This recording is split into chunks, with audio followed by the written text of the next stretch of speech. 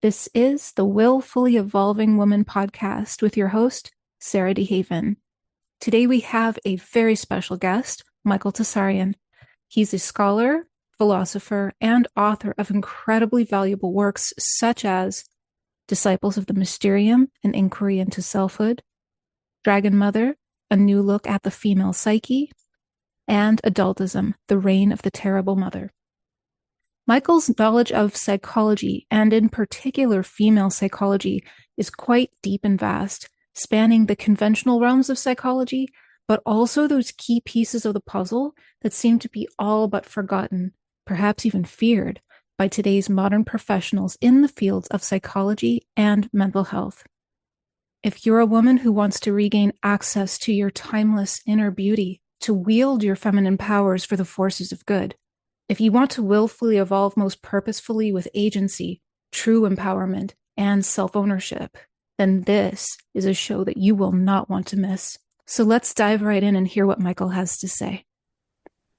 Right, Michael, thanks for coming in to do this interview today. I'd like to start by looking at the topic matter of human misery versus neurotic suffering, because if you look around in society these days, I mean, it's been ramping up for some time, but we can certainly see that there's no relief in sight when it comes to mental health for humanity, but particularly because we're focusing on women.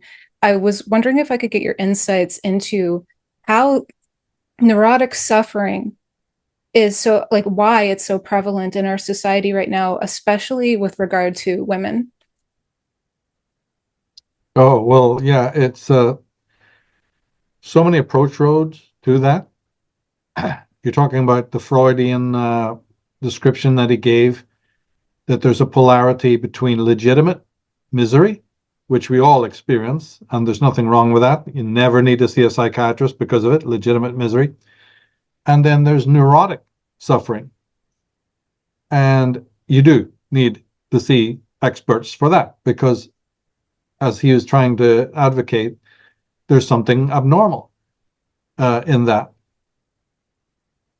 It's very strange too, because of course, Freud and the ones who followed him, they just see neurosis as it's not a natural phenomenon, but it's something that has become ubiquitous.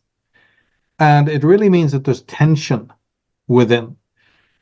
Man becomes neurotic, woman becomes neurotic because there are conflicting emotions or conflicting drives, and we know there are.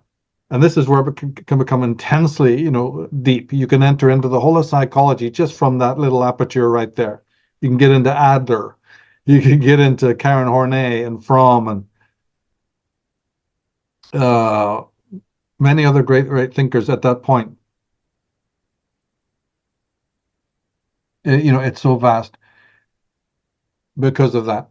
So, but again, just to keep it simple, legitimate misery is life. It's, encountering the reality principle. It's leaving the comfort of the womb and the comfort of a loving mother, and hopefully during this sort of eatable stages that lead up to age 7, there's been nurture and there's been care and there's been sensible parents, not asking for the moon, but what we are asking for is that there's a stability, there's a level of education, the parents aren't extremely poor and in a deep emotional tension, that a mother is in a good environment, and she's not frozen with fear, she's not submissive and just rolling over to what some fucking doctor in a white coat tells her.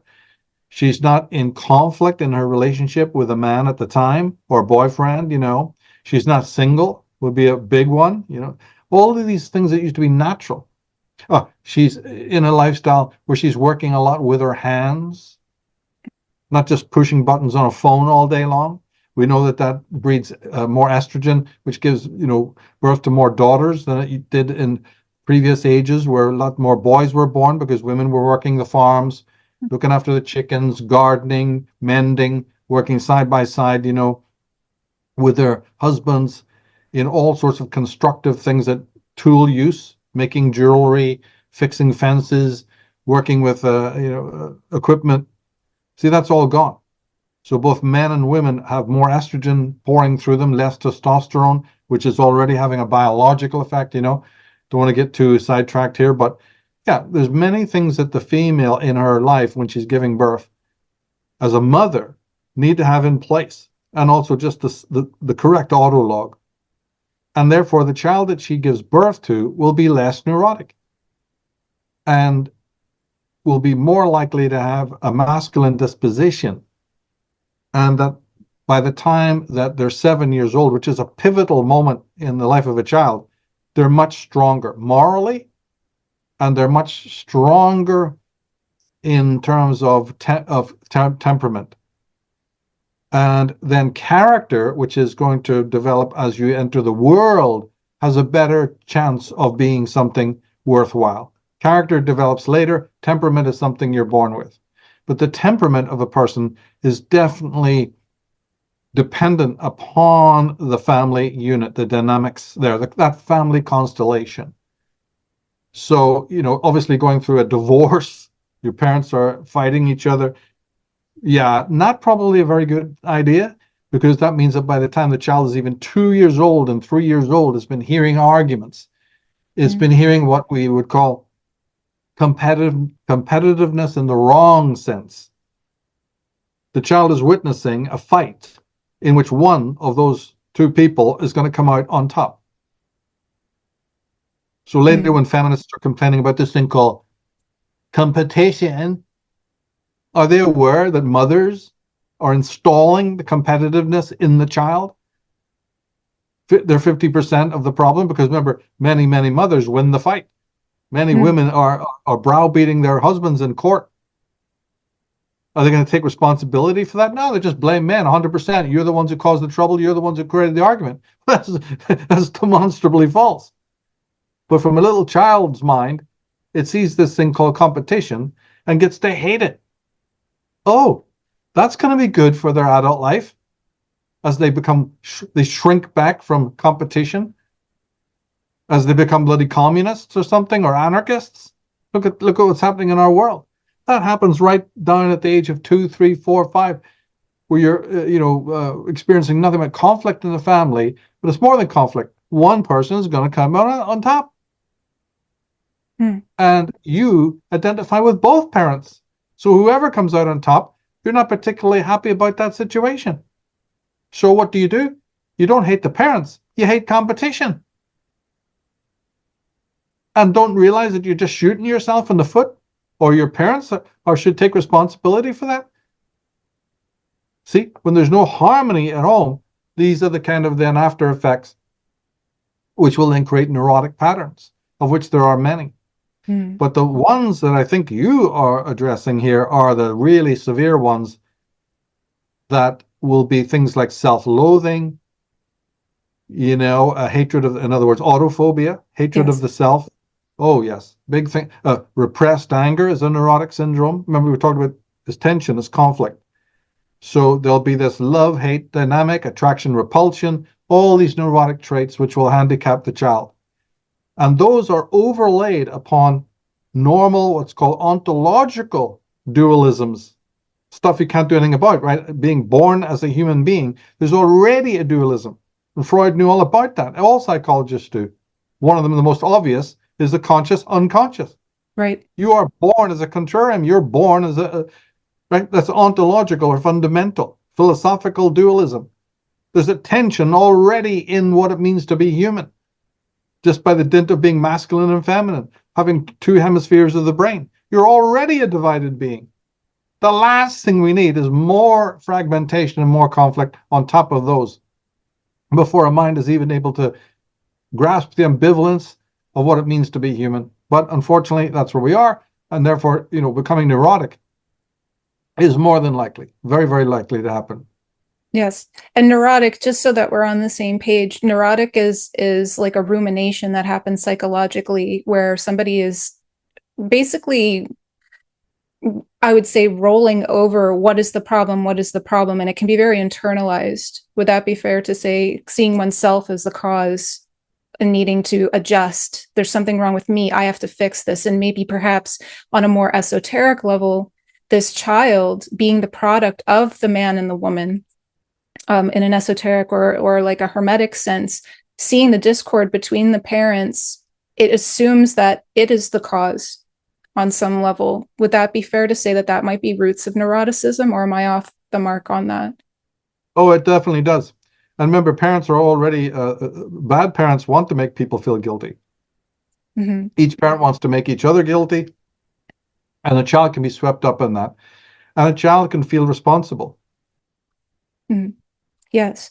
And so this is interesting because I think about this neurotic suffering that we're seeing prevalent throughout our human culture right now.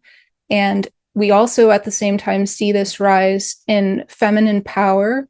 More women are in positions of power. More and more women are going to college and becoming educated, where we see that in the opposite, men, the younger men, are struggling to be what would be seen in society as conventionally successful.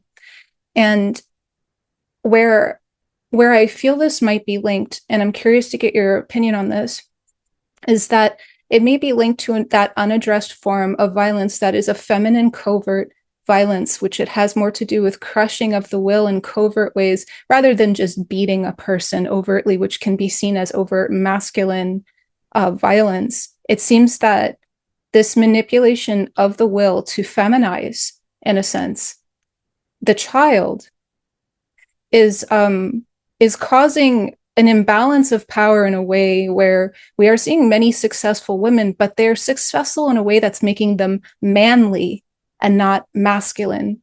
I'm curious to get your thoughts on what I'm sharing, if you have any insights into this. Well, yeah, there's the dualism in the female kind, which has to do also with their own births and their own move up through puberty. And that is to, I would explain that looking more at a Jungian sort of paradigm, if you forgive me with that. It's the woman who is looking to the masculine solar world positively is one group. And they are looking through, or it's because of this thing called the ego ideal, in which they're looking for heroic, solar, patriarchal characters. And that's all very positive. They're the masculine woman who is trying to work with what Jung called their animus, because all women have the masculine within them. And that is just leading the way. And it will admire men, it will respect men, it will want to work alongside men, mostly equally. There's not too much rivalry. And if there is, it's a benign one. Hey, you compete with me, I compete with you, but we all have the same goal. And these can be, the broad-shouldered women, who try to get through the glass ceiling. They don't really look at themselves as women as opposed to men. They don't go for that. That's there a little bit. It's more that they want to be successful in sports, in journalism, in corporate America, right? Or wherever. They want to do well. They want to excel. Haven't they learned that from the male world? Of course they have, because that's the history of it. So a woman in the more modern age who's been studying mankind and seeing this claim of excellence and seeing creativity and building and construction and logic and light and order, what's wrong with that? But then you get the other kind of woman who has that's broken down. And it's a very, very interesting story, of course, why that does. Maybe we can get into that later. But when it breaks down, they then, from the Jungian aspect, are still animated by an animus, but it's a malignant one, or what I call a daimonic one. And this has to do with a lot of internal dynamics in which the woman has in some way violated her archetypal matrix. She's not integrated with her archetypes, with the anima, which would be feminine, and the animus. And so these archetypes then return in a kind of antagonistic manner. And this is where, for instance, to give you another example, thug love would come in. Why so many women in our society today go with bad boys. There's even a term for it, histobilia or something like that. I can send you the link later, where, the women who line up at prisons to have babies with serial killers and all this kind of nonsense, right? Now, those women might look like the first woman. Cosmetically, they may look like they're business women and they want to work in the corporate solar world. But no, their agenda would be totally different. They want to get power within it so they can destroy it. And they are in competition with men. And it's become terribly rife. A lot of corporate executive men won't spend 5 minutes in a room alone on the corporate level with a secretary now, or with a co-worker if that woman is female. It's rampant, and there's a very good reason why this is. It's because these women have shown just how ruthless and horrible they are, trying to claim that they were sexually harassed and all this nonsense, right? They won't sit. A corporate executive will no longer sit next to them in an airplane, for instance. They have to get a seat completely. All this distancing that's taking place. Won't go to a bar, even just for a simple little drink, between conferences or whatever, or committee meeting. Not going to happen. Women have brought this on themselves by constantly violating. These are the kind of women we're talking about. So yes, there's this demonic animus, which unfortunately is running ragged. And since we're in a non-psychological culture, how's this ever going to get fixed? The focus is entirely on politics today. Because we're in a non-psychological society, it doesn't look like this is ever going to get fixed. And even though a lot of women are psychologists, well, a lot of men are psychologists, a lot of men are Jungians. When's the last time you saw a Jungian standing up and pointing any of this out? Books have been written, bestsellers have been written. It doesn't contain anything like this. No, this is avoided completely. It's Jungian, I spit on it. Laugh, just laughter, cosmic laughter. What because they're all woke as well. The one thing is that almost the entire psychiatric and psychological movements are utterly left-wing and woke. So don't hold your breath waiting for any of this to be ever addressed, but it is there. It's in the masters. And it's something I try to address a lot. But we go very deep into that in various podcasts I've done to find out why the malignant female becomes malignant. And that's to do with a dragon fight, which I call the dragon fight, which is to do with another word that might be new to people, matrophobia. Fear of the mother or hatred of the mother. That's where we would go to explore all of that.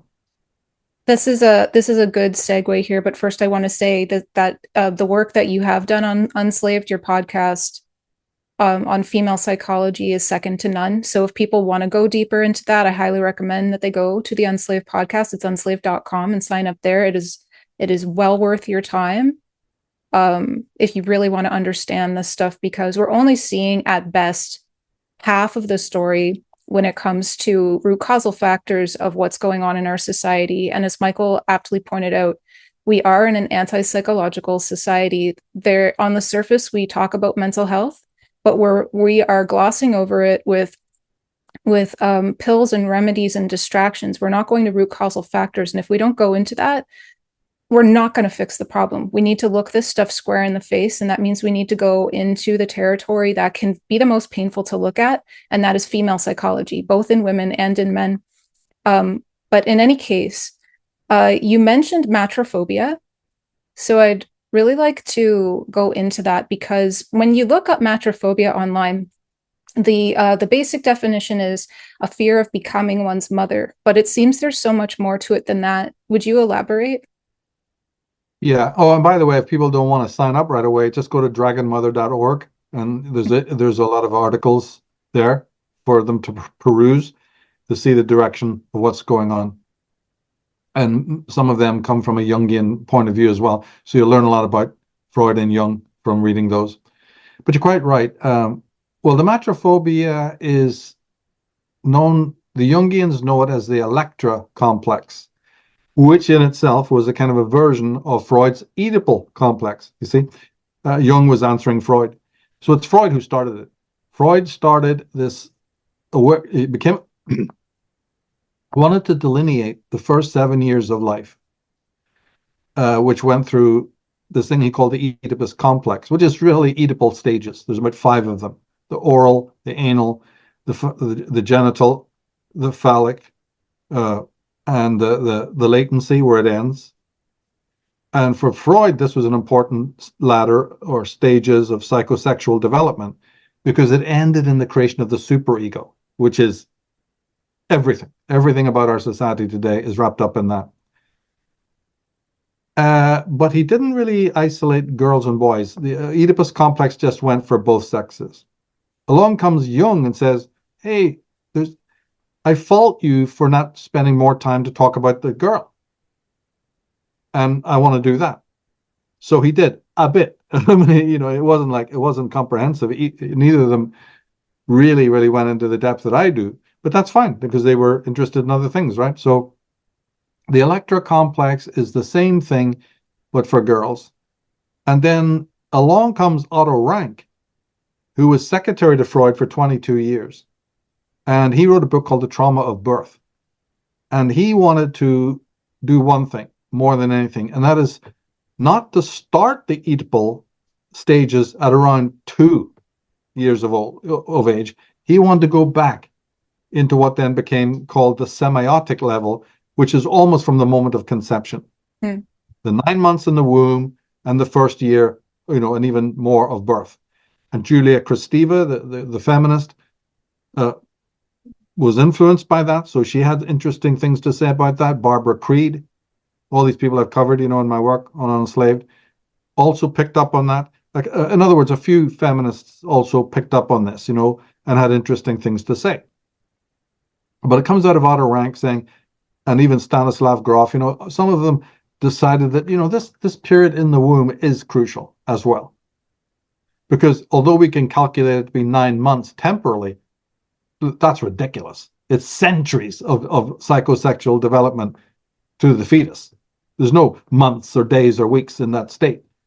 There's just this absolutely incredible, omnipotent plastic world, in which time itself is a meaningless concept. Maybe for the mother, but for the fetus, no. A lot of things are happening. It's entirely universal. Experience can happen in just that period. Mustn't be ruled out like Freud did. And then you go into the other stages, But again, coming to your point, I think it was Melanie Klein who came up with the term, metrophobia, And you're right, it's just that. But what it really signifies is what I call the dragon fight. And that is a 7-year long, and of course, absolutely it can continue into teenage years. I think it does. Conflict with the mother, who is an unworked person.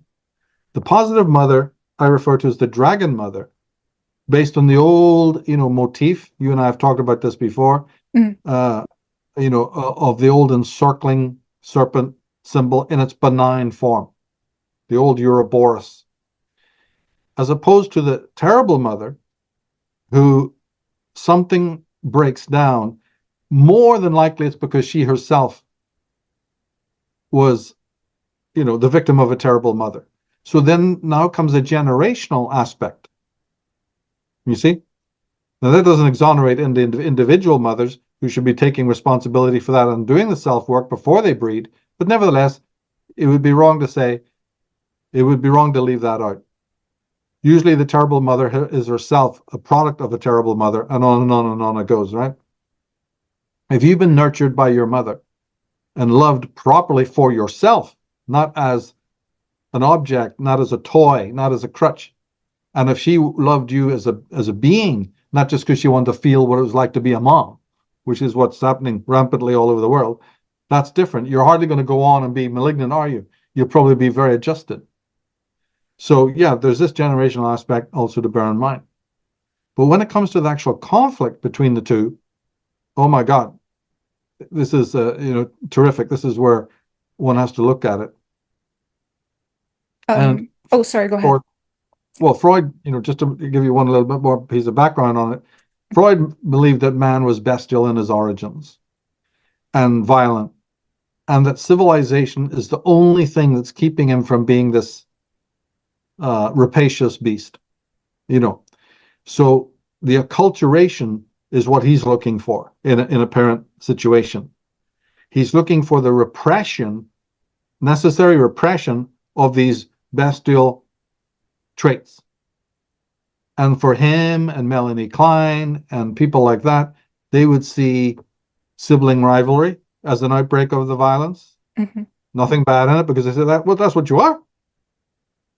They'd see a boy especially, smashing up his toys. I mean, how ubiquitous is that, right? We just bought you the toy yesterday and now it's smashed to pieces.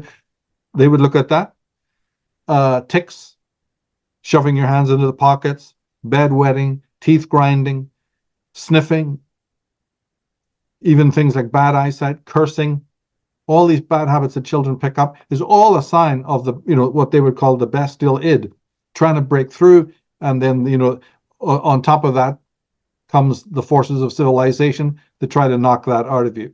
And of course, in those days, because this was the standard belief, then it was thought that very severe parenting was justified. And it is sometimes took on a tragic authoritarian, there's no doubt about that, right? That in the past, schooling and boot camp and what are these things, would have been seen as quite severe. But you can understand it, because they thought that man is a beast. And that all of this stuff leading up to your teenage years, where you become openly delinquent and openly violent and loud and foul with tattoos and piercings and all the whole shebang of it. But even those little infantile ones that I taught, banging the spoon, throwing down the bowl, would have told a Freudian to say, well, we keep telling you. And therefore the civilizing effects are needed.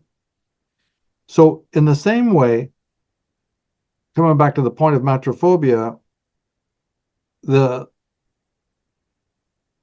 girl goes through a process in which, this only happens with a toxic parent, by the way, in which at a very, very young age, her identity and her will and are being subverted or crushed by the terrible mother.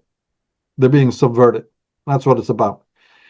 And this is when the personality of the mother is trying to erase the girl's identity. Now, you're very young, so most of this isn't even received consciously.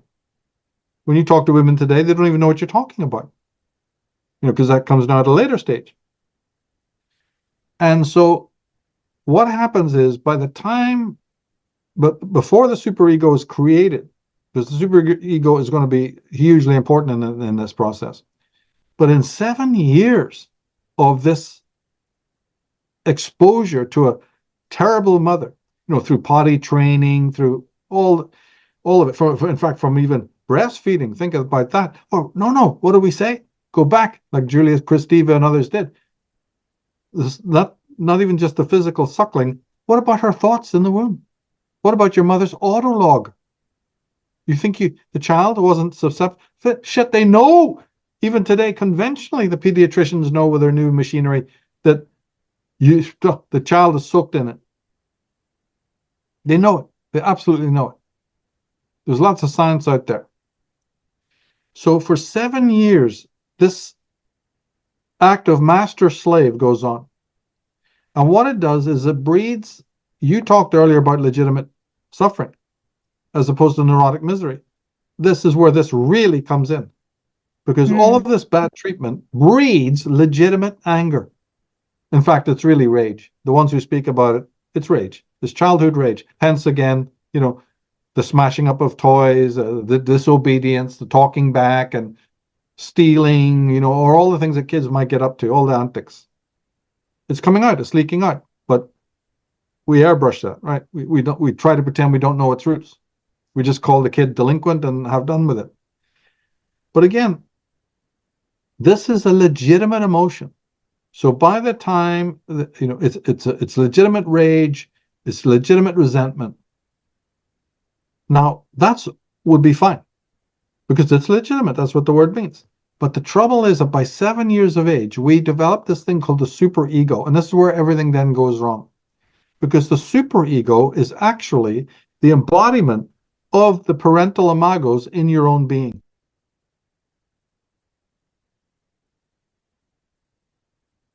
In other words, there's a part of us that introjects the images of our parents, called the imagos. Because there's another part of the superego or ego called the ego ideal that scans the world for heroes. We're all born with it. And the first people are what I call, the twin peaks, are the parents. And so we try to install them as heroic. Now, usually they're not heroic. So this is already where there's going to be problems, right? But the superego's function goes beyond that. And what it does is, because it has embodied the parents in your head, it is the faculty that suppresses that legitimate rage we just talked about. Because it's the inner parent that says, no, no, no. We're going to flood you with guilt if you dare express legitimate emotions towards your parents. It becomes taboo. So you have their external prohibition, which is frightening enough to keep you silent. And now you've got that tyrant in the head. Unbelievable. Jung would say this is part of your shadow. We don't want to jump too into that, take us in a slightly different direction. But this would be part of the shadow work. The shadow would be legitimate emotions that now get suppressed. And that's what makes up the shadow. I see. So there's a Jungian parallel here. So, but keeping along more the sort of quasi-Freudian description, the child now suppresses, represses this legitimate rage. Now, a lot of things will make sense because we're looking not to just the psychology, but how it might affect the world that we're living in. Well, this will help right now if people understand that what we call repression, you can use the synonym oppression. Except it's called repression because it's you doing it to yourself. Oppression is always when somebody else is doing it to you, right? And repression and suppression, these now mean something you're doing to yourself. But you know something? No, the difference between those two words is very thin, actually. The semantics aside, what you're doing is a form of oppression. One part of you, i.e. the superego, is oppressing another part of yourself. Talk about a contrarian, talk about a state of apartheid. Now, my message is simple. Michael Tsarion's message is simple. Even up to the dynamic I've just mentioned, if that is true, and it is, how the hell are you going to expect that type of divided being, stewing with rage that he can't even express, going to enter the political world and fix things for others? Well, it's a really good question. Anybody selling that up to us? Yeah. The whole world, the whole political world is filled with constitutional psychological inferiors, convinced that they're going to change the world because they care about other people and minorities and whatever the hell it is. And women now play a bigger role in that. Do you think I'm impressed? How can look, it doesn't take to be a rocket scientist with a high IQ to work that out. Somebody who is this conflicted inside, riddled with resentment, paralyzed with rage, that they're not even aware of consciously. Oh, and in fact, the moment that it might even leak out, something within you floods you with guilt.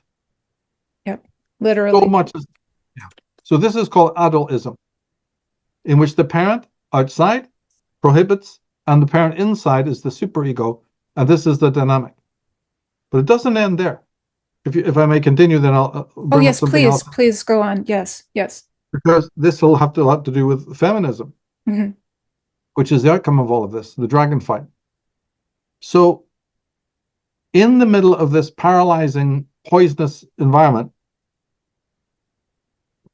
that the daughter carries within her, and she's got a big Prozac smile because none of this is consciously known. But all the trouble is she is bulimic, she is anorexic, She has all these breakouts. Fuck, the eyesight's terrible. She's really awkward. Might even have a stammer or stutter. Has got no self-esteem. All of these neurotic traits are, emanating from this poisonous soil. But she doesn't know. No, nobody can work out where it's all coming from. Even the local doctor, just take more pills. It's fine. We'll give you a few more injections. Everything will be all right. Mm-hmm. Out of this comes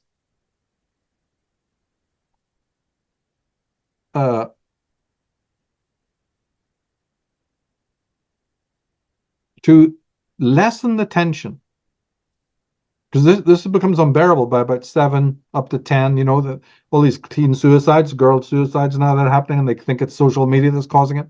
Well, it's social media is involved in it, yeah, but it's not causing it. So in the child, there has to be a valve. There has to be some way of mitigating against this horrific matrophobia.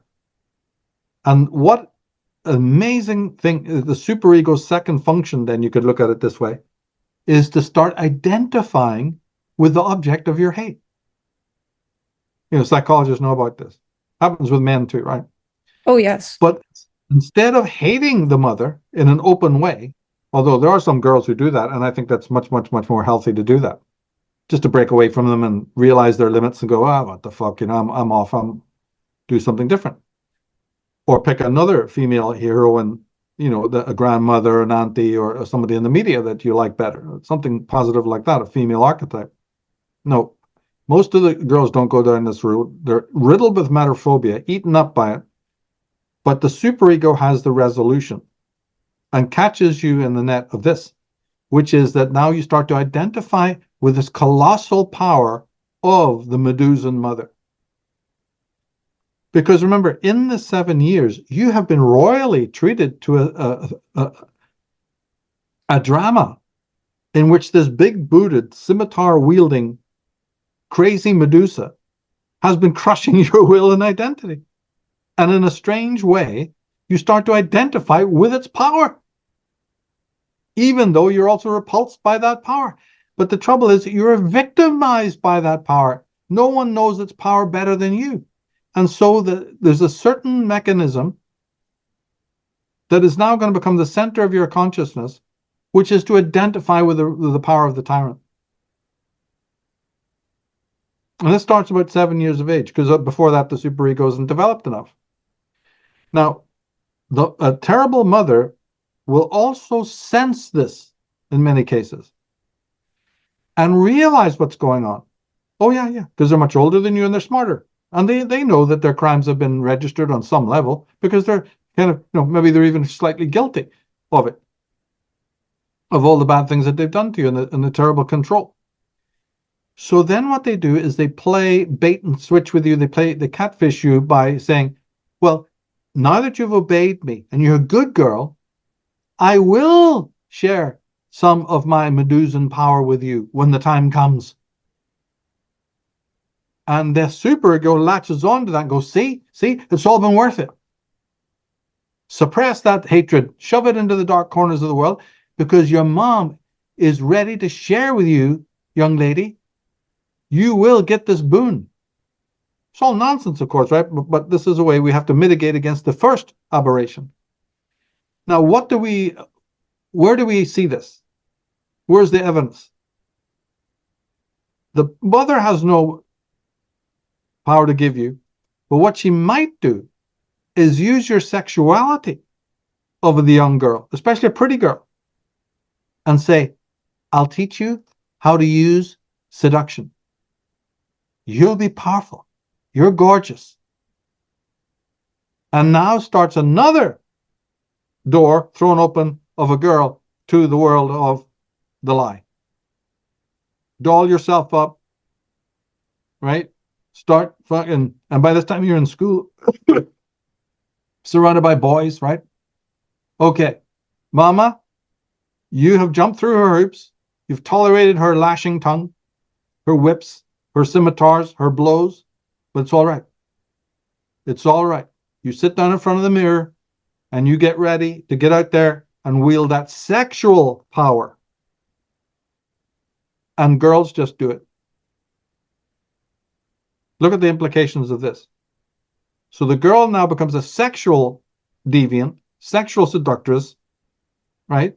In order to vehiculize this monstrous hatred that has been, now it's a contract.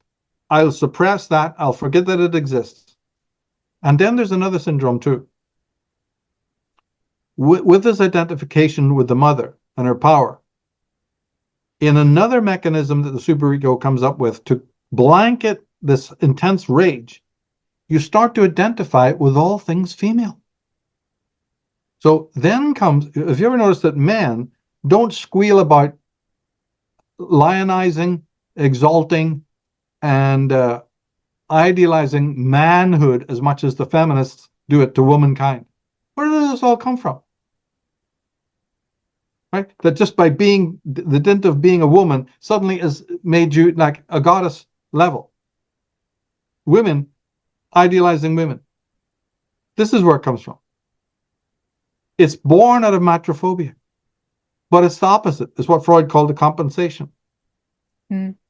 In order to mask from yourself your deep antagonism towards women, kind, and mother, you now develop a compensatory idealization of all things female. Now, remember earlier we talked about thug love. You can't idealize the feminine without at the same time demonizing the masculine. What better way to justify your demonization of the masculine than to surround yourself by aberrant masculine, by aberrant males? Do you see the dynamic what the girl is doing? So creating an environment where they're basically proving their theory. That's it. Self-justifying. It's all done by the superego. If I bring bastards, criminals, and murderers around me that I secretly know are scumbags and probably going to end up in fucking jail, I can sit back and say, see, these men are just rubbish.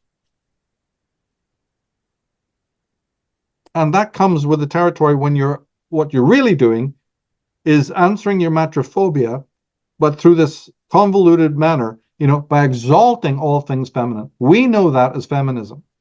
It's bankrupt. The women in feminism hate their mothers. But most of these women that we're calling feminists are psychologists. Have a laugh at that. That's a squeal. And yet they don't know anything about what we're talking about, for the most part. You can't find anyone who does. No. You can get close, but close is not good enough for what we need. The Julia Kristevas, the Barbara Creeds, a little bit of Karen Horney, a little bit of Alice Miller. Yeah, it's out there, but it hasn't reached anything like the proportions, And I do mention these women in my works, the ones who come close. Well, quick question, just to interject. Are there any women, though, in the last 15 years even, that you could name who are coming out with this information? No, Alice Miller is the best. Fair enough. Alice Miller, Karen Horney. Karen Horney is probably one of the greatest psychologists who ever lived. Melanie Klein. Towering over them all is Ayn Rand, of course, but she's not a psychologist. She's a philosopher. Mm-hmm. So women who would be interested in mixing all of this, everything we're talking about in a nutshell, they just go, is there one way to cut through this all in a Gordian knot? Yeah, it's called Ayn Rand. Very, very simple. So read her philosophy and the rest is history. You're done. But nobody wants to do that, so we're in the mix. We're in the mess. Yeah, you have others, but those ones I've mentioned probably. Camille Paglia is definitely worth reading. She was the one, did she write the one, Women's Inhumanity to Women? Is that the same one? Sorry, that's Phyllis Chesler. Oh, sorry, I got her confused. Okay. Very good book, yes. And that reminds me of even Esther Villar. Mm-hmm. Esther Villar, The Manipulated Man. We can definitely get a list together. Esther Villar, Phyllis Chesler, Women's Inhumanity to Women, fantastic work. I've done several podcasts on her, diving deeply into her work. Yeah, but Karen Horney, a psychologist of the top level.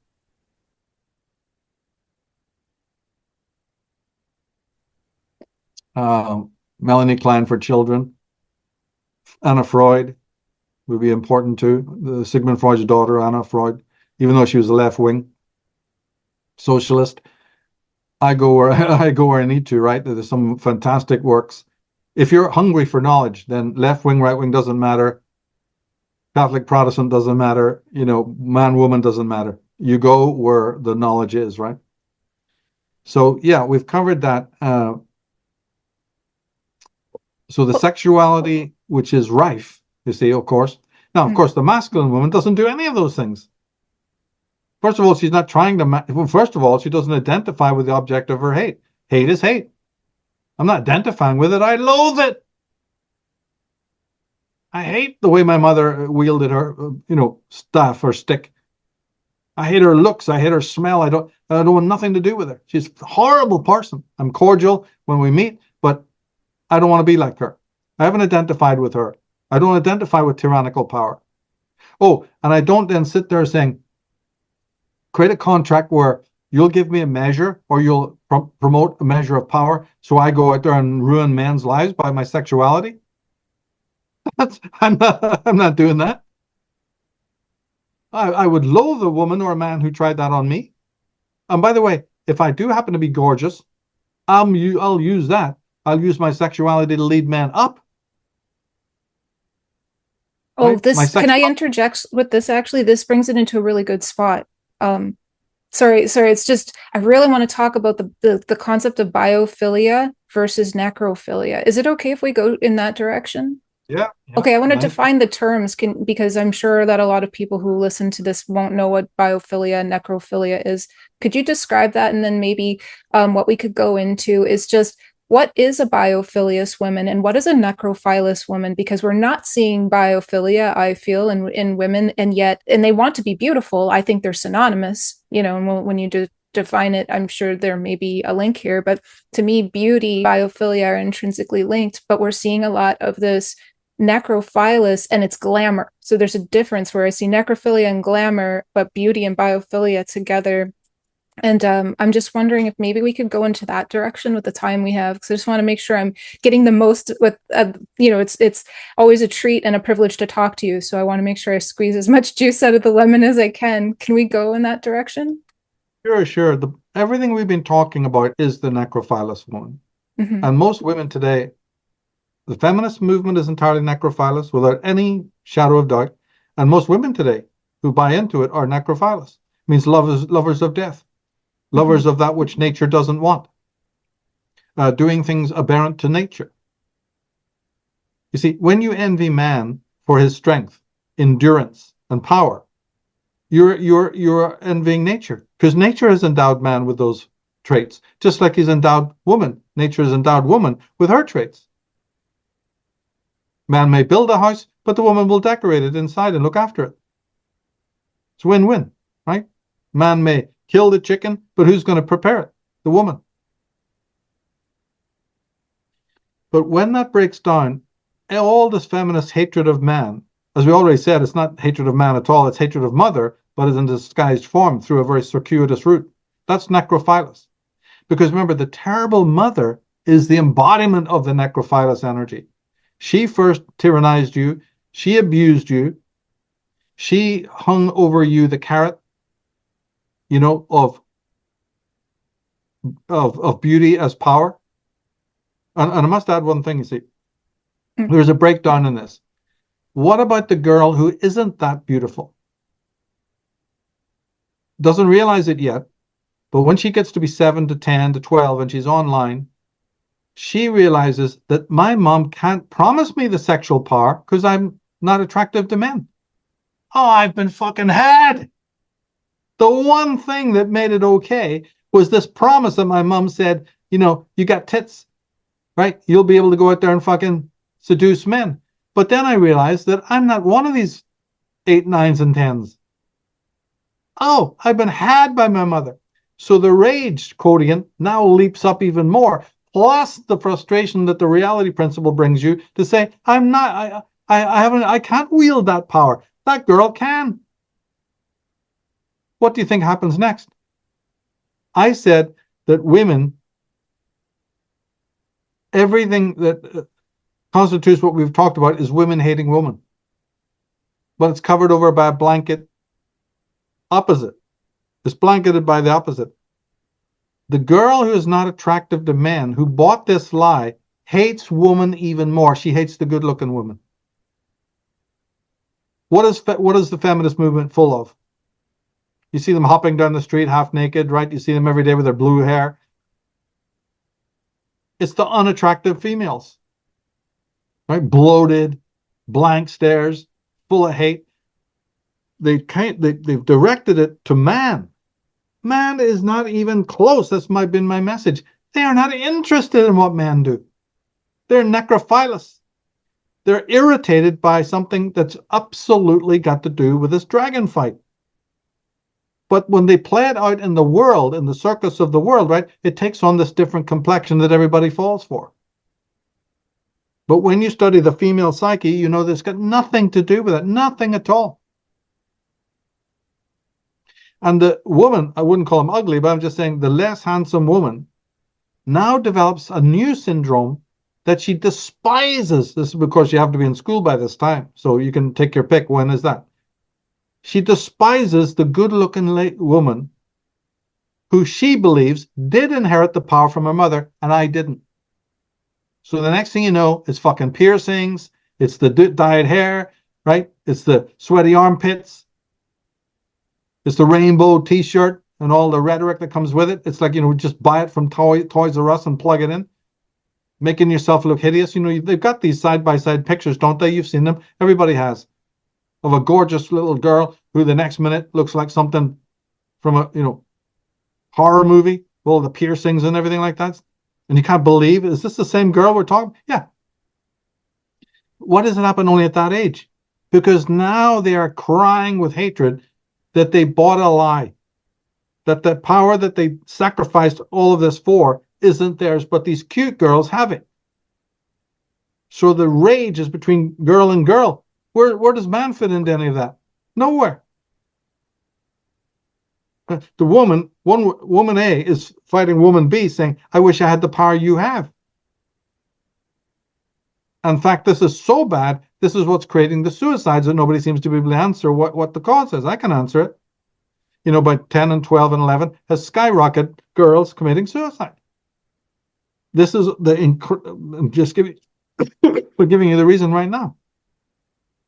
But so all of what we're talking about is necrophilous. And the biophilic, which hardly exists, is the lover of life and the lover of creativity. Now, the one consequence of this is very, very important. Because I've said in other work that the masculine patriarchal world that always gets the blame, actually on the psychological level that we are talking about, is a solar world that becomes a haven for the girl or boy that's been oppressed by the terrible mother or the terrible parent. A haven. Because nothing could be as bad as this lunar, Stygian abyss that you have to endure. So, but what happens to that wonderful, orderly, lit world that we call the solar patriarchal world? If over time it becomes flooded with these unworked necrophilous people, then unfortunately, and this is why I do my work now today, is because the so-called solar world is becoming less solar by the day. You get all these beta men and simps proving this point. So the difference with the 21st century is the solar world is becoming more and more lunarized as these unworked necrophilous people flood it. Oh dear. Is that what Freud meant in his last book, Civilization and Its Discontents, when he said, oh, your civilization, for all it's good, is terminal anyway? It's only a temporary cap on the bestial instincts? Is this guy going to turn out to be right? But in the phraseology I use now, the solar world is becoming less and less solar. Things are darkening because, the lunar ones from below are coming up into it, but they're unworked and they're bringing their Stygian nightmare with them. That's why more and more men are becoming homosexual and hipsters, millennials, all of these types. They're not masculine anymore. The animus is no longer the animus. So that means our societies are becoming more and more necrophilous. The invasion of foreign types from breaking in through our borders, and that doesn't help either. That's only going to make the problem even worse. In fact, from a psychological point of view, that's why that's happening, because something in the body politic has become weak to let it happen. It's this ultra feminization we've been describing.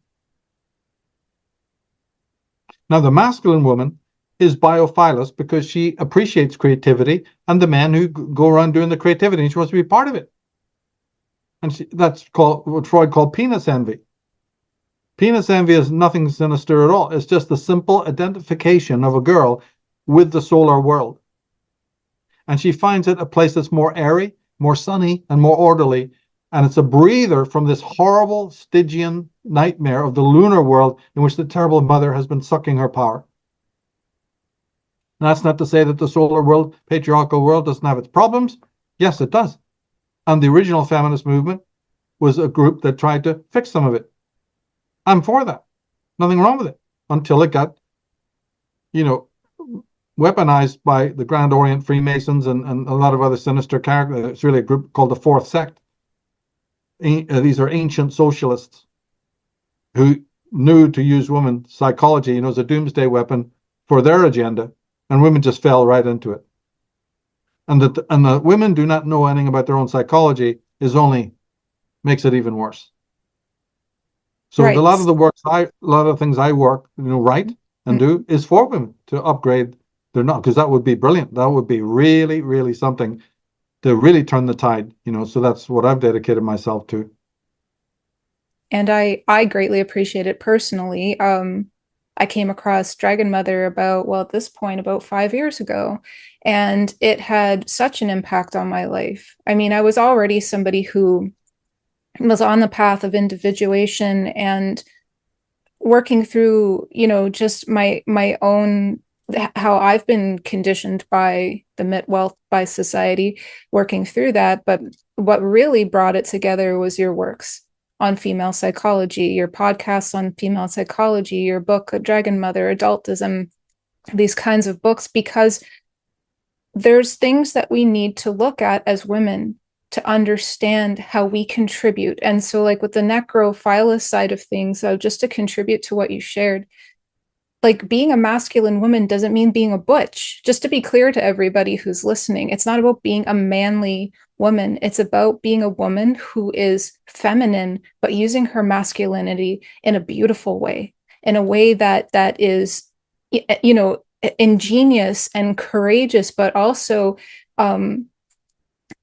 taking initiative and being an individual, right? It's not about melding into, we could say like a macro version of what was happening on the micro level with the mother's manipulation of your will. Like in our society, it's basically a macro version of that manipulation, where if you exhibit your individuality, your masculinity, your courage, your initiative, you can be punished.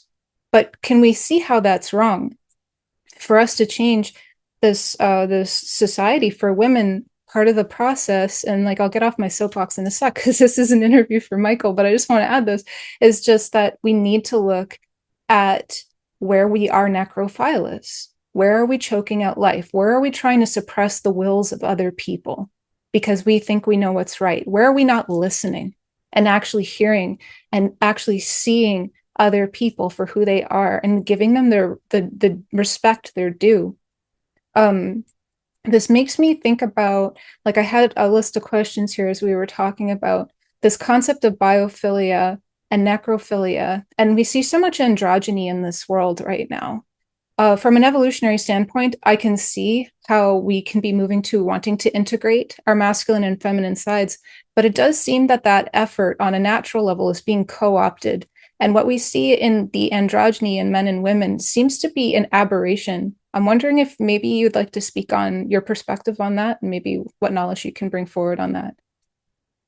Yeah, again, I would look at sort of a Jungian point of view, really. It's something that came out of the East a lot, the merging of Shiva and Shakti, the Hieros Gamos came out of alchemy.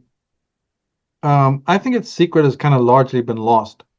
It's something to do with ancient Tantra, and but the way that's come down to us has been very, very mutilated.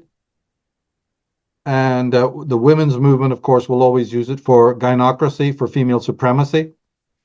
Uh, this fake New Age movement, who always talk about a goddess tradition, is one of the most bogus things.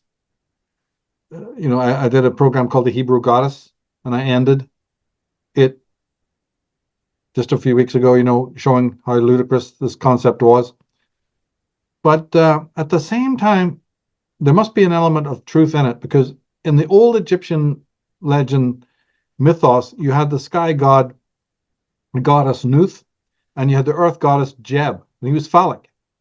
And you see one above the other. The goddess would be arched across the heavens and the earth god below. And obviously there was a conjunctionis involved. There was a sort of a cosmic mating. So they had it. And it's just about the elements coming together, opposites coming together. Something that they had in their mythology. Then you get it in terms of the quaternity, which turns up in every tradition. That's a fourfold unification. And that would hail to the elements, fire, water, air, earth, coming together as one. And that would be the quintessence, or the fifth essence. And that's a kind of a androgyny, a biounity. As I said, you get the Shiva Shakti. In alchemy, you get the king and the queen coming together at the end. Is that sulfur and mercury, or what other iteration? You get the lion and the unicorn. There's all sorts of symbols of the duad finally collapsing into each other. And it has been used as an ancient mystery. Now, on the other side, though, it seems hard for us to conceive. And maybe that's all it was. It was a mental image alone as a meditation tool. And that it's wrong to think of it as being an actual physical, reality. It may be something like Plato's forms. It may be something transcendental. Sorry, that's the wrong word, transcendent. It may be a transcendent motif that, can be used when, like in sacred geometry, when you draw the two circles, right, to make the Vesica Pisces, those two circles coming together. So this could be something that is symbolic. And then when you go into the Jungian thing, it sort of gives us an insight, because you have anima and you have animus. And it's quite logical to see them coming together at a certain point, which would be balance. And many of the Jungians have talked about that. That's the Hieros Gamos. That's what he called the Mysterium Conjunctionis. But wait a minute, there's 13 archetypes. The animus and the animus are not the only archetypes. There's 13 in all, including the shadow. So how do you integrate 13 archetypes?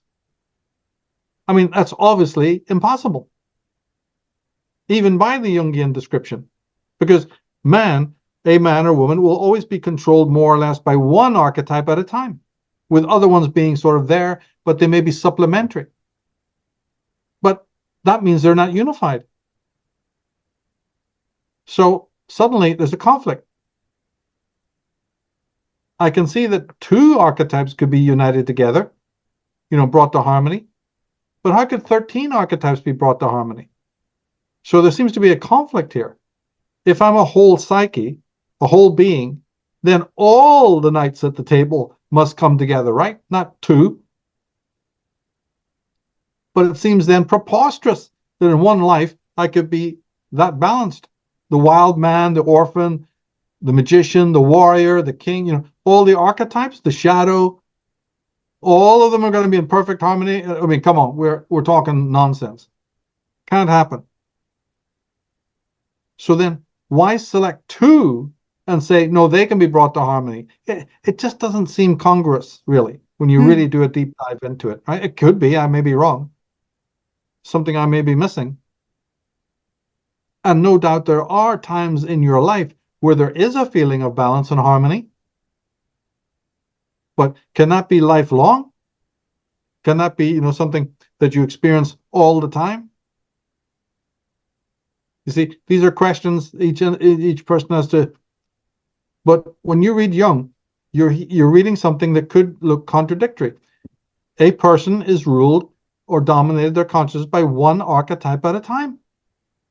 Right now, it's the warrior, I feel, or the animus, or next minute it's the magician, or the next minute it's the wanderer, or at this period of my life I'm the orphan, or now I'm possessed by the anima. I feel that coming through. But we're not talking about balance. So I wonder, is there a clash somewhere? Did some traditions get sort of smushed together that shouldn't really be together? I got deeper questions. I'm not totally a buyer. I just don't believe straight away in some of these esoteric principles. They come out of left field. They don't quite make sense. Look at the Kabbalistic tree of life. There's 10 different levels. That's just for starters. Some trees of life have 11 centers. In the chakra system, you've got 7. In the Enneagram, you got 9. In the tarot, you've got, 36 or 22. In astrology, you've got the 12. I mean, look, what's going on here? Yeah, and even in the astrology, I mean, I've been looking at the asteroids because so many of them are named after mythological beings. And if you think about how many asteroids are named, the numbers go into the tens of thousands at this point. So really, it can become quite nebulous. Yes, there's been an attempt in Kabbalah and astrology. Obviously, there are polarities. Each sign faces the opposite element. Yes. All the way around the zodiac, right? In the Kabbalah, it's the same. The Sephirah are balanced by male and female. So it's definitely there. But it's not just 2, So, yeah, it's odd. So what I think is that it's a sexual symbol. It's a psychosexual symbol. It has some sort of numinous meaning. I think what it's doing is it is attracting our attention to the underlying, what I call contrarian. That is a fundamental dualism in the world. That's what I think it was originally, in its pure sense, the androgyne. Mm-hmm. Yeah, that makes a lot of sense. I mean, when you think about the goddess traditions, like we hear a lot of people talk about the transition period from the matrilineal periods into the patriarchal period, for instance. I mean, if we think of that from the concept of very long-standing ages, we can see the pendulum swing in a very slow manner. Of course, we can see it happening in many other situations at a more rapid pace. But yeah, I mean, maybe I'm not on the same page with you, but that's what I feel like you're saying, that there's this rhythmic cycle that is happening, kind of like a lemniscate, process that's constantly happening. I wonder if that applies with what you're. Yeah. See, remember, if you look at the tarot cards, if you look back into the mythology at the time when the female cults were dominant, I'm not talking about a matriarchy here. I think that's been overblown. But there definitely were power cults that women were part of. They always had the male totem near them, a lion, a young bull, a cub, even a serpent. Okay? That was her child lover. That was her son lover. Aphrodite and Eros, Cybele and Attis, Isis and Horus, right? Goes on and on and on. In fact, Jehovah was originally the consort of Asherah. Can you believe that, right? Before he got pumped up to be the top god. But you even had Baal and Asherah before that. So this was the concept of biunity, in which there was the supreme goddess, and then there was her agent. This does go back very, very far. It goes back into the Paleolithic. But as I say, I think that all these ancient races, without fail, were preoccupied by this underlying, what I call contrarian. I have an article on michaeltsarion.com for people who never heard of this, right? Just go to contrarian article. This primal dualism. They were fascinated by it. That's how you get yin yang. It's one of the most famous images of it, right? But the Hieros Gamos is as well. The chemical wedding is as well. It's all over the fucking place, right? The eclipse between the luminaries, the sun and the moon, Mercury and sulfur, like I said, and alchemy, the two lovers. So it's everywhere. But I think it just fundamentally represented in pictorial form their fascination with this primal duad, this primal dualism, that everything came out of, called dialectical monism. Mm. And because it is in the physical act of sex, it did preoccupy their minds. They saw this as a huge motif, and that's where it came from. Okay, fair enough. And I so to wrap things up, maybe just a couple more questions. I'm wondering, all of this, because a lot of these root causes, like if we go back into the ages and the generations far, far back, we can start seeing when we look at, like you've mentioned, like these dualities, these duads, how they play into what's unfolding in the present day. If we look at that, we see that there's not a lot, like you mentioned, we at the beginning of the interview, we're very much in an anti-psychological age, and it's very much an anti-psychological culture. And the effects of that are creating what we can see as the mental illness, the psychological illness, even like the soul level illness is rife throughout humanity. And yet the causes seem to be ignored. And I guess where I'm trying to go with this is, given the situation, I'm wondering, are there solutions? Is there a solution here? And, since we're focusing on women, I'd like to know, what can women do to help and actually really push, like get the needle to move on making a shift towards a more healthy biophilious society for not just their inner world, but for as a contributor to our world as a human collective? Well, the first thing to do, you see, would be to study the dragon fight, realize the points we've been making here, and start to do the shadow work, which unpacked just simply means confrontation with the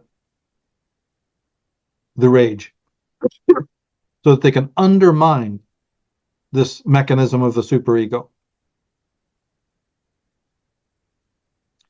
And to unravel it, you have to back engineer it.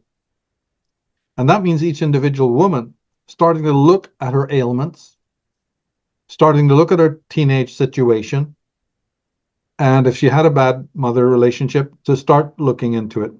Read my books, go browse the articles, get into it. If they have man hate, if they've been riddled with it, try to deconstruct that, see if it's really legitimate, and do the homework. Men have got their, journey to go on to work things out, and the woman has as well. And to realize that men are not against them. Men have never been against them. Men have done every single thing that they do is for the sake of woman, to make her life more comfortable, to even just impress women, right? Which has served women, hasn't it? Right? So they're not in competition with women, never have been. And the forces that have oppressed women in the past have also oppressed men. So that brings up a conspiratorial type of study, doesn't it? About who are the real world controllers. But see, I'm maintaining that those same world controllers that you're meant to hate are using women. The world that they want, this lunarized, necrophilous world, will hurt women just as much as it's going to hurt men. But women will have more guilt because they, were mobilized by it. So women have to do a lot of work. But get into your Phyllis Cheslers, get into your Esther Villars, get into your Camille Pallias, get into some of the people we mentioned, the Alice Millers. Voraciously, read that, learn, and don't then continue being necrophilous by breeding children that are necrophilous who will go in to poison the solar world. That's all that's been happening for decades now. The women are responsible for creating the aberrant necrophilous children who are entering into the solar world as a plaything. Don't love it for itself. It's not loved for itself. It's loved as a haven.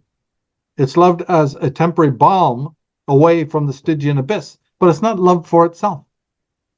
In fact, now it's not loved at all. That's why they can run around with their megaphones and their placards. You've seen this phenomena where they throw buckets of paint over the beauty. Remember I just said that less beautiful women will hate the beautiful woman? Yeah. They hate anything that's beautiful. Who would throw a bucket of paint over a beautiful landscape or a painting? Except people caught in the very syndrome I'm talking about. Tomorrow, ugly girls are going to be throwing spray paint on beautiful women in the streets. It's going to just wait. You're sitting at Starbucks, and the next thing you know, some overweight loser is chucking a bucket of paint or hot coffee on your fucking face. We're not that far away, believe you me. And people like me just sit back and say, there, I told you. Can you explain that? Can anybody in the world explain? Well, we have no explanation for that. Because if you're having 10-year-old girls committing suicide just because they see cuter girls on TikTok, then don't tell me we're far away from what I've just said, or for even a worse aberration. Look at who's that blonde model they were all just screaming about recently? Who Oh, did the Sydney Sweeney, I There think you is go. her name. Yeah. Yeah. Mm-hmm. What do you think that was? What All was the that? haters. What do you think that was? All the Oh, haters hating on her online. yeah. It's a version of what I just said. She didn't say anything. Didn't do anything that anybody should have paid the slightest bit of attention. Just a fucking bimbo, that's all. But look at what happened. The You know, hate, you see, poured out against her, physical beauty is an example of exactly what I'm saying. In the movies, the way they're scripting movies for actresses who should never even be seen on a fucking screen, let alone on the covers of magazines. That's all necrophilous. And you know who's behind it. People whose own psychology, you see, is utterly aberrant. So women are the ones who are more hesitant when it comes to getting into the conspiratorial sort of, as an aside here, can mention it. Well, that's going to have to change. This was a men thing, in the past. Women are very hesitant to believe that there's a world conspiracy. They don't write books on it, don't speak about it. It's a bit better now, but not much. Well, why not? You know that most housewives don't give a shit about it. They sit and watch their sitcoms all day, being programmed up the gazoo. They don't know anything about what's happening. They're so close-minded, they won't, and if you come on and start talking about it, they don't want to know. They curse you out as being a racist or something like that, or a white supremacist or something like that. That you're a kook.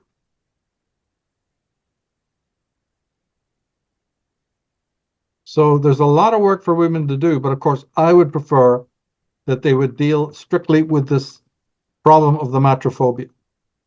And from that, lots of other things then will, untie. Lots of other things will heal once you go to this real poison in the blood. And then you don't have to then go around and micromanage, put out all the bushfires, right?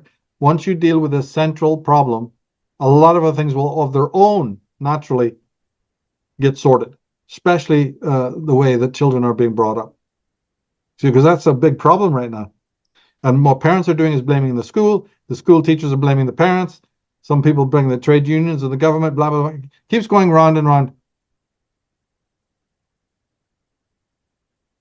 But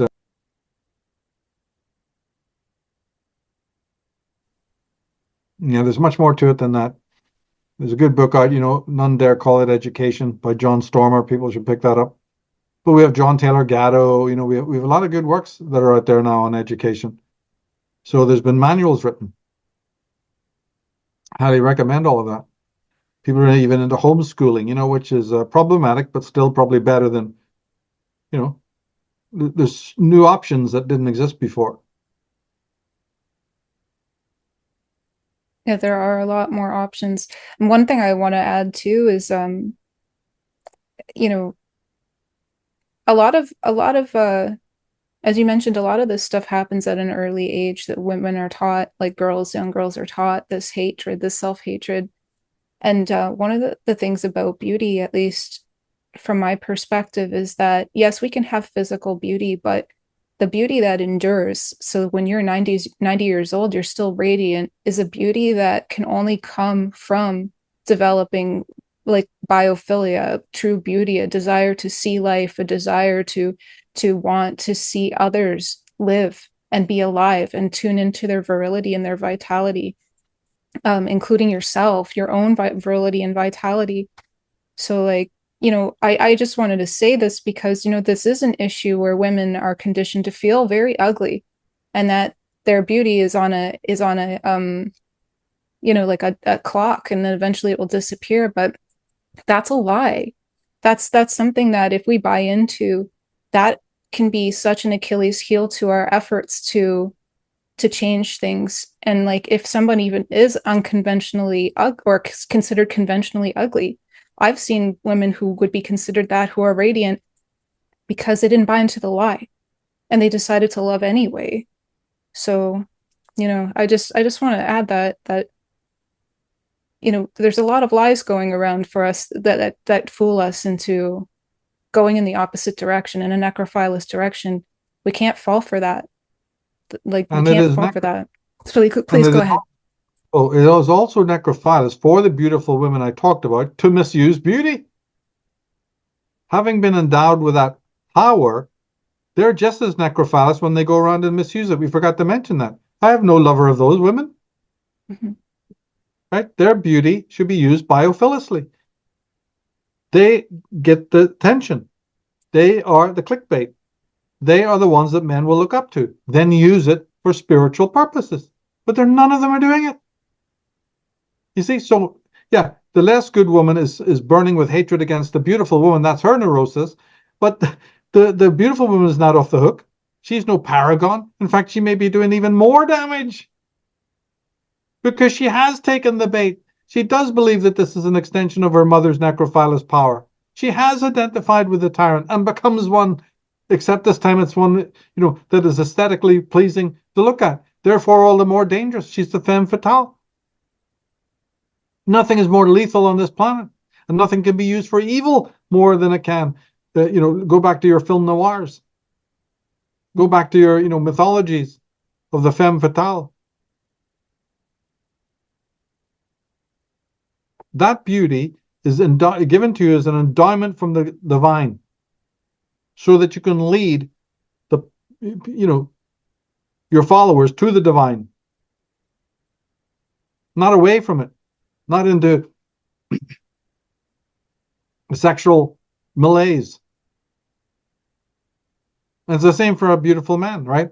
Androgynous man. They're endowed with something that's actually holy and should be used for that. They should be teachers.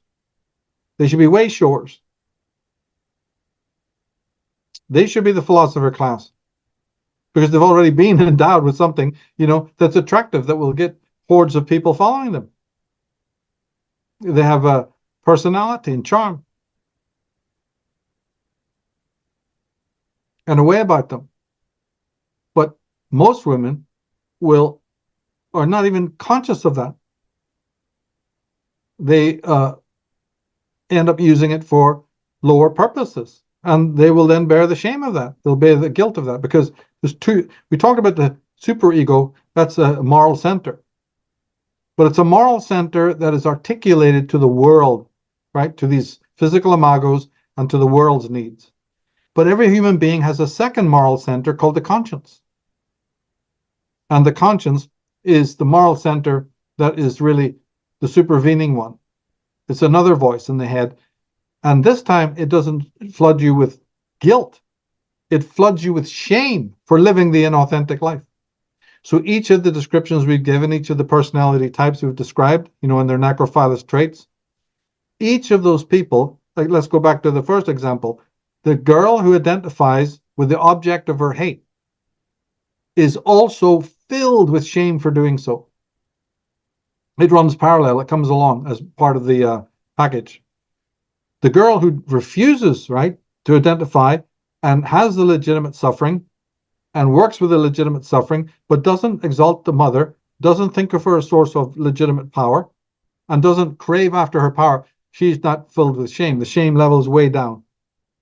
But in the women who do any of these aberrant things, like identifying with the tyrant that takes the bait of, I want her power, I want a measure of her power, I'm going to, the conscience now starts to also flood that person's psyche with shame.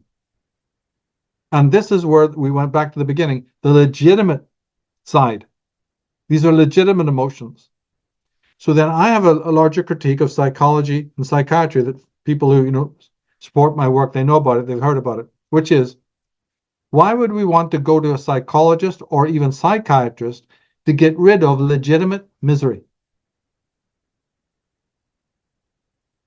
I thought we were only meant to go to the experts to get rid of the neurotic version.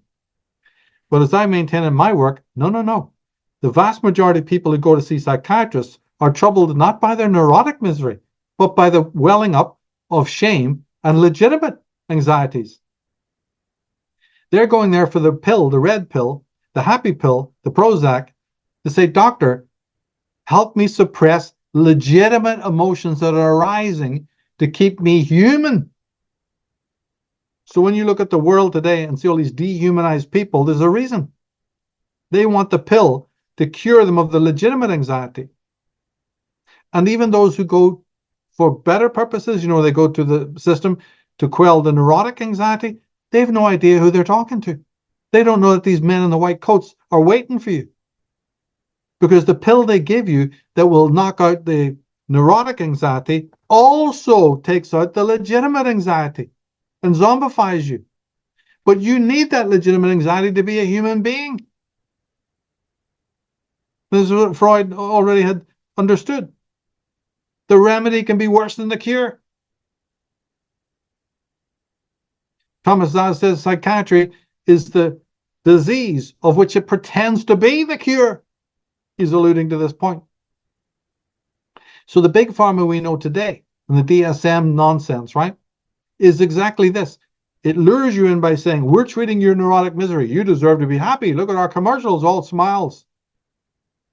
Knowing full well that the pill that they're giving you is going to mollify also the legitimate misery that makes you truly human, that makes you stand up against tyranny, that makes you suffer for the world, that makes you conscious of what's going on in humanity. So when you look around now and you see all these anesthetized people with their artificial happiness, that's another danger. And a lot of it, not all of it, a lot of it, especially for women, right, is linked to the matrophobia. So out of this little dynamic between daughter and mother comes this bigger edifice. See, small things lead to big things. So how are you going to fight that tyranny up there?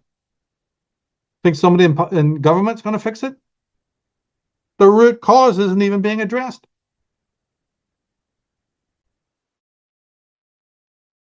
Exactly. And that's the point. And I know that a lot of women don't want to see this kind of fate for their children. They want to see their children happy. A lot of the stuff Michael's spoken about today, these are unconscious complexes. Well, there will be some women who are aware of the damage they're causing. In a great number, women mean well, but they don't understand what's running the show. And this is why it's so important, as Michael's pointed out, that we need to look at what's controlling, like what factors are controlling society, what is engineering society, and also understand our own psychology.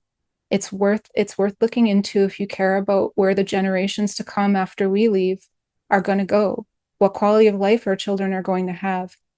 We can make a difference, and this will be one of the most courageous things that we can do, but not just that, the most effective. No amount of placards or protests are going to change it. We have to change. So, Michael, I just want to thank you so much for taking the time to talk about this.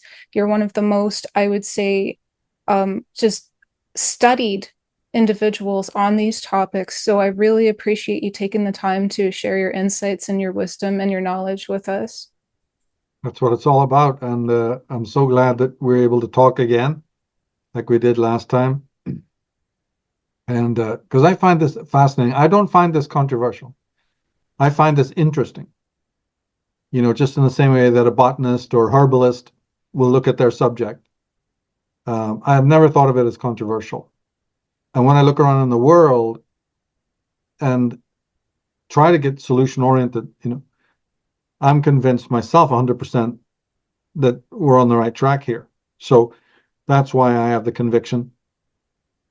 You know, yeah, a handful of empowered women, they can change. You see, when people say it's all impossible, it can't change, it's a big uphill battle.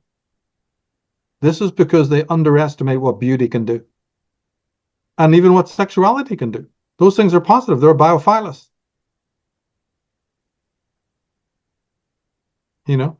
And so when women step up to the plate and use their beauty and their sexuality for this higher cause, and yes, they can be into politics, but more importantly, they're going to the root cause of things and they understand the psychological underpinnings.